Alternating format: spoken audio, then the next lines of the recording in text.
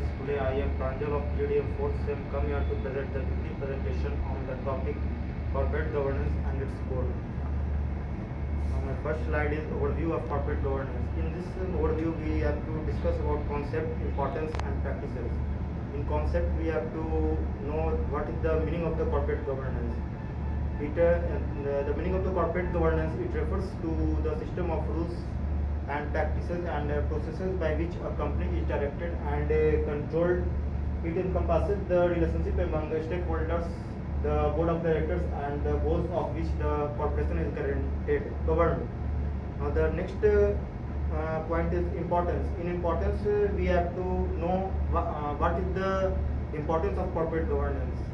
In this we have to know that it ensures transparency, accountability and ethical behavior within the organization, and it also contributes the long-term success to protect the interests of stakeholders and enhance the company reputation and the market credibility.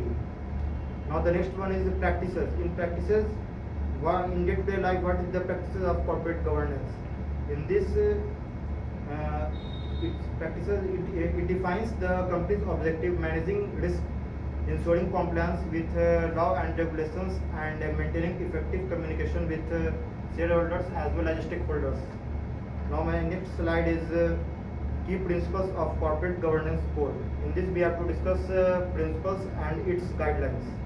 In principles we have to see that it includes such as integrity, transparency, accountability and fairness. These principles guide the conduct of the company's executive managers and directors in the interaction with stakeholders. Now the next point is guidelines. In guidelines we see that the corporate governance code provides specific guidelines on board composition, executive compensation, risk management and audit practices. It adhering to these guidelines foster a culture of good governance. Now we switch to next slide. In next slide is implementing corporate governance code. Here there were some challenges and steps taken by the corporate governance code are as follows.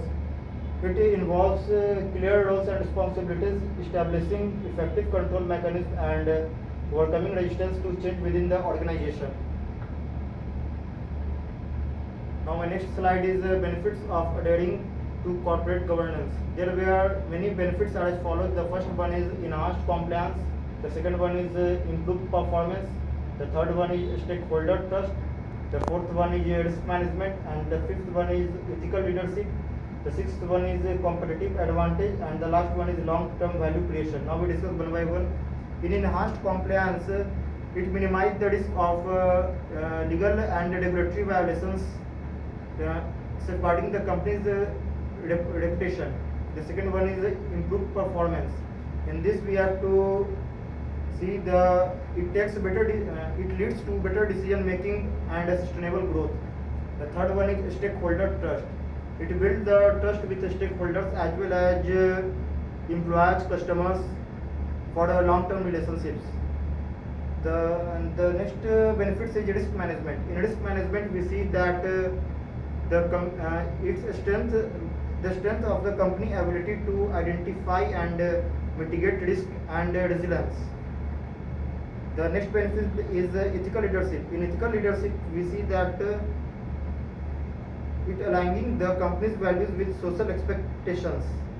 The next benefit is competitive advantage. Here we see that it differentiates the organization, attracting investors and retaining top talent. And the last one is long-term value creation. Here mainly it focuses on long-term objectives and sustainable value creation. Thank you.